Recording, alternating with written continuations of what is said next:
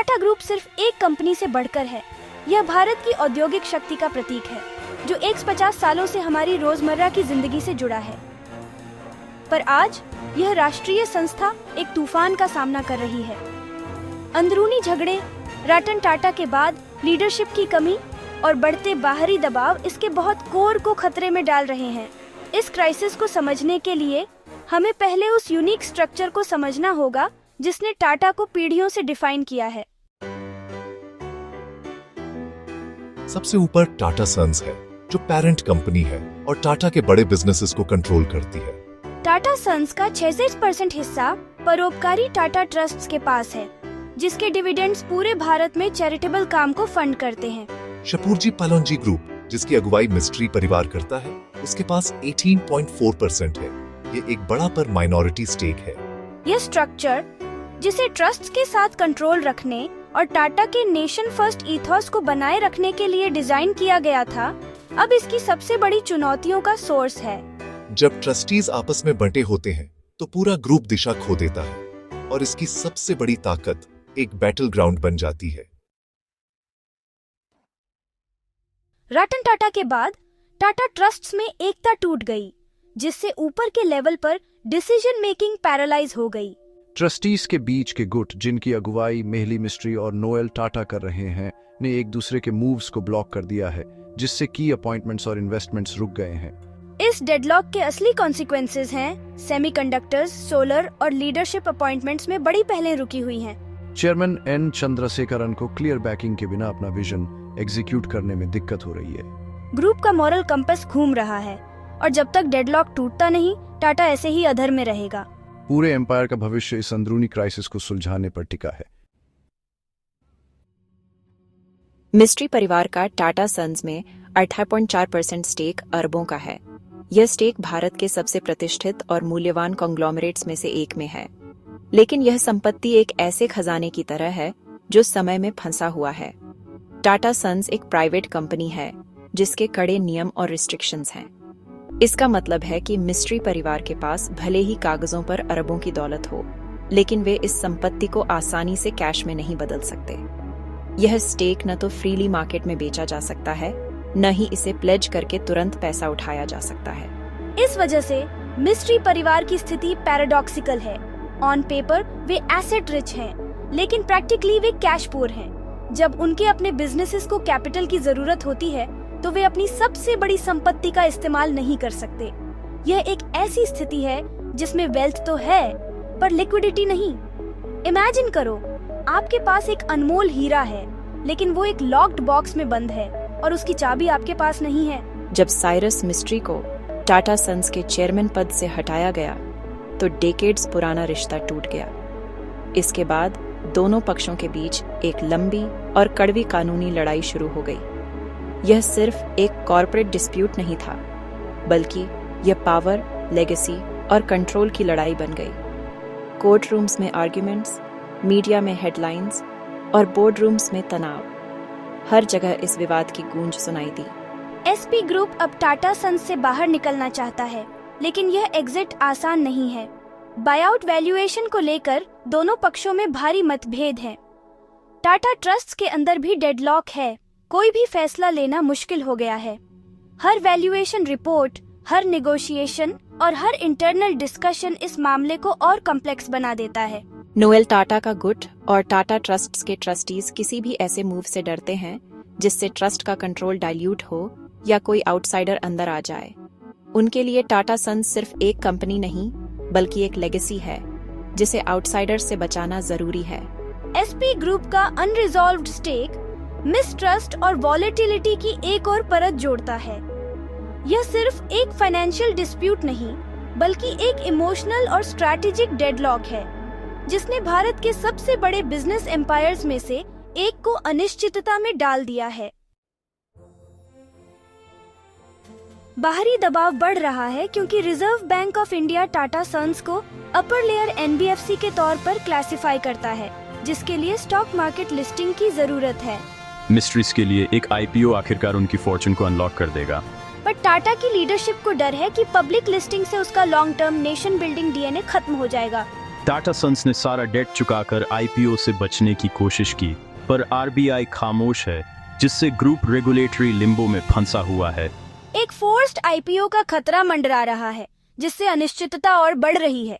Group एक दुविधा का सामना कर रहा है, पारदर्शिता और लिक्विडिटी या अपने यूनिक कैरेक्टर का संरक्षण। टाटा का आईपीओ का विरोध अपनी आत्मा को बचाने के बारे में है, न कि सिर्फ कंप्लायंस से बचने के बारे में। Public markets short term profits की मांग करते हैं, जो टाटा के पेशेंट नेशन बिल्डिंग अप्रोच से टकराता है। एक आईपीओ से स्क्रूटनी, एक्टिविस्ट इन्वेस्टर्स और ग्रुप को तोड़ने या फिलैंथ्रोपी को कम करने का दबाव आएगा। ट्रस्ट्स का कंट्रोल डाइल्यूट हो जाएगा, उनके मिशन पर सवाल उठेंगे। हालांकि एक आईपीओ मिस्ट्रीज की लिक्विडिटी प्रॉब्लम को सुलझाता है, पर इससे टाटा के फंडामेंटल कैरेक्टर के खत्म होने का खतरा है। ओल्ड गार्ड को डर है कि इससे मिशन ड्रिवन कैपिटलिज्म की टाटा की विरासत खत्म हो जाएगी। टाटा के लिए पब्लिक होने की कीमत बहुत ज्यादा हो सकती है। इस उथल-पुथल के दौर में चेयरमैन एन चंद्रशेखरन ने टाटा ग्रुप को एक नई दिशा दी है। जब लीडरशिप में बदलाव और ग्लोबल अनसर्टेनिटी का दौर था, तब उन्होंने अपनी स्टेडी लीडरशिप से टाटा को न सिर्फ संभाला, बल्कि उसे नई ऊंचाइयों तक पहुंचाया। उनके कार्यकाल में टाटा ग्रुप का मार्केट कैप 3 गुना हो गया, रेवेन्यूज 2 गुना हुए, और सबसे बड़ी बात, एयर इंडिया जैसी आइकॉनिक एयरलाइन को वापस हासिल किया, जो दशकों बाद टाटा की फोल्ड में लौटी। चंद्रशेखरन की रणनीति ने टाटा को सिर्फ फाइनेंशियल रूप से नहीं, बल्कि ब्रांड वैल्यू और ग्लोबल रेपुटेशन के मामले में भी मजबूत किया है। उन्होंने ग्रुप को मॉडर्नाइज करने के लिए बोल्ड कदम उठाए हैं। टेक, मैन्युफैक्चरिंग और टाटा न्यू जैसे डिजिटल प्लेटफॉर्म्स में इन्वेस्टमेंट करके उन्होंने टाटा को फ्यूचर रेडी बनाया है। टीसीएस जैसी आईटी जायंट को और मजबूत किया, टाटा मोटर्स को इलेक्ट्रिक व्हीकल्स की दौड़ में आगे बढ़ाया और टाटा स्टील को ग्लोबल कम्पिटिटिवनेस दिलाई।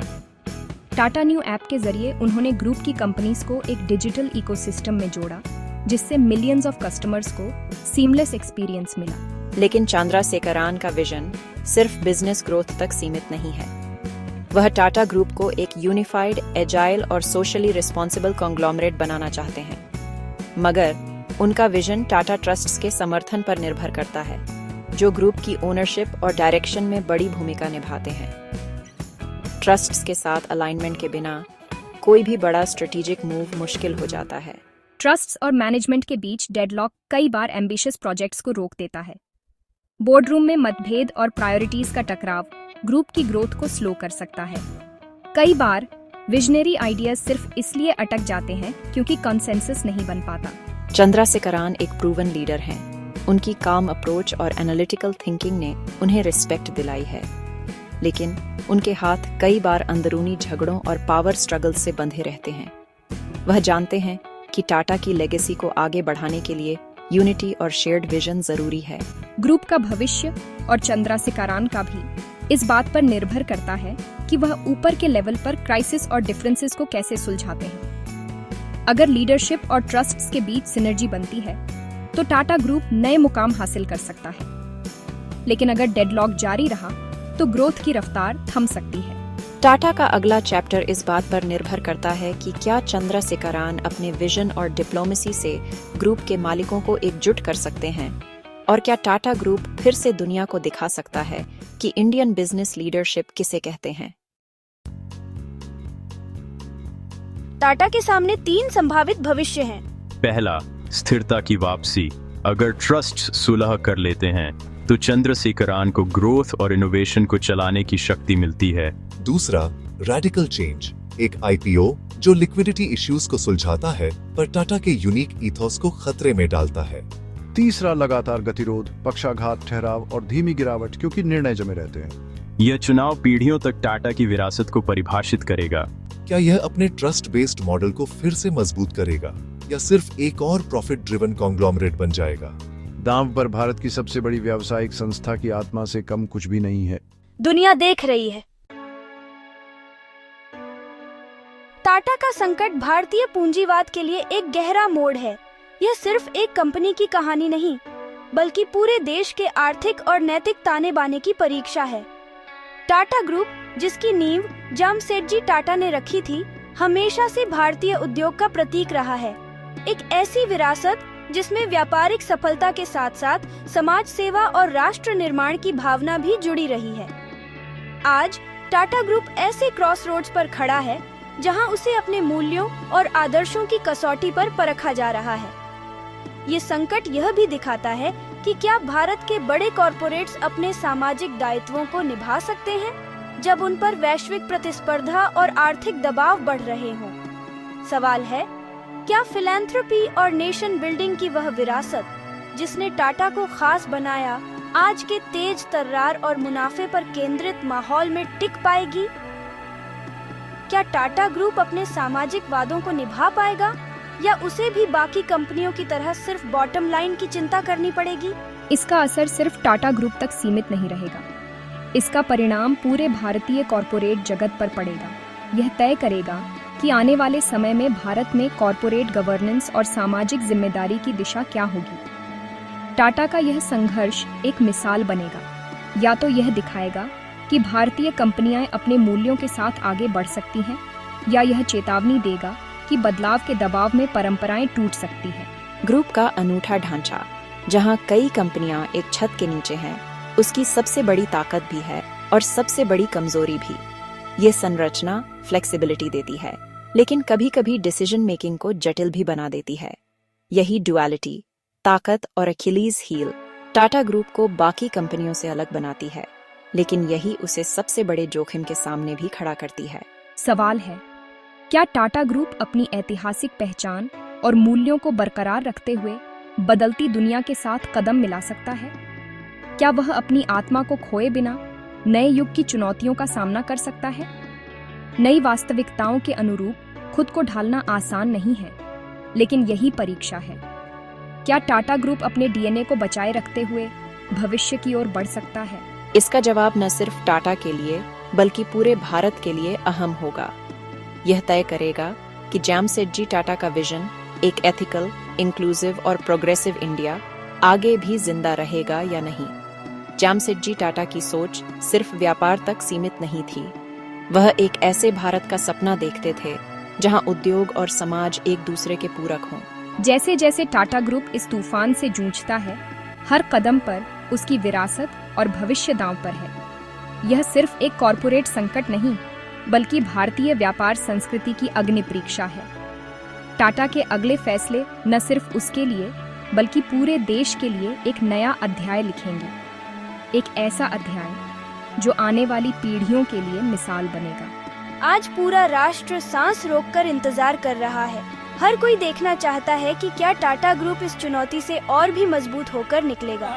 उम्मीद है कि यह टाइटन न सिर्फ अपने लिए बल्कि पूरे देश के लिए एक नई राह बनाएगा, एक बार फिर नेतृत्व करने के लिए तैयार और एक नई मिसाल कायम करने के लिए।